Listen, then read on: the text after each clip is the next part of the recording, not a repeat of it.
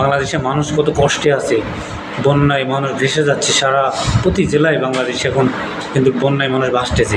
এই সময়ে আমরা আমাদের রাজনৈতিক কার্যকলাপ নিয়ে কিন্তু ব্যস্ত, মানুষ দেখবেন মিটিং মিছিল নিয়ে এগুলো নিয়েই ব্যস্ত।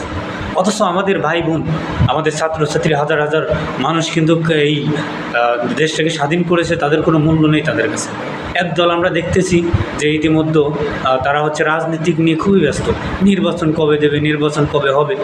ডক্টর ইউনূস সে কিন্তু একজন যোগ্য ব্যক্তি, যা পৃথিবী আমাদের বাংলাদেশে ওর মতন আর হয় না।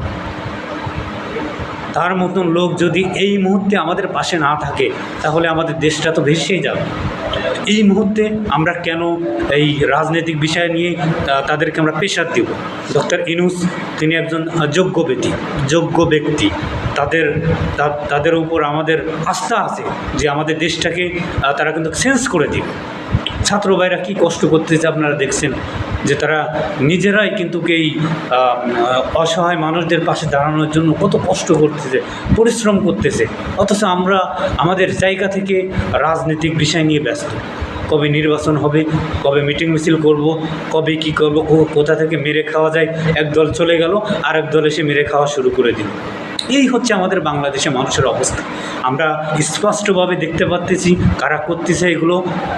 আমি মিডিয়াকে বলবো যে আপনারা সব জায়গা থেকে, প্রতিটা জেলা থেকে এইগুলোকে আপনারা ভিডিও করুন।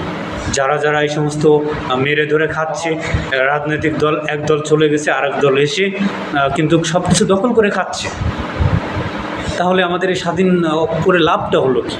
যে একদল চলে গেল, আরেক দল এসে খাওয়া শুরু করলো। আমি মিডিয়াকে আহ্বান করব, আপনারা এগুলো তুলে ধরুন, আপনারা আপনাদের কাজ করুন। বাংলাদেশে এতদিন এই অবৈধ আমলিক সরকার থাকতে আপনারা কোনো কাজই কোথাও করেন নাই ভালোভাবে। এখন থেকে ভালো হয়ে যান এবং এগিয়ে আসুন, সাধারণ মানুষকে সব কিছু তুলে ধরে দেখান। একদল চলে গেছে, আরেক দল এসে লুটপাট করে খাওয়া শুরু করে দিচ্ছে। এই আমাদের বাংলাদেশের পরিস্থিতি।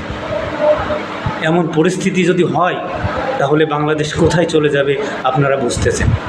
সবাইকে আমি আহ্বান করব যে আপনারা সবাই মিলেমিশে দেশটাকে আগে গড়ুন, দেশটাকে ভালো করুন, দেশের পরিস্থিতিকে ভালো করুন, তারপর নির্বাচনের কথা ভাবুন। এর আগে লাফালাফি মারামারি করে কোনো লাভ হবে না।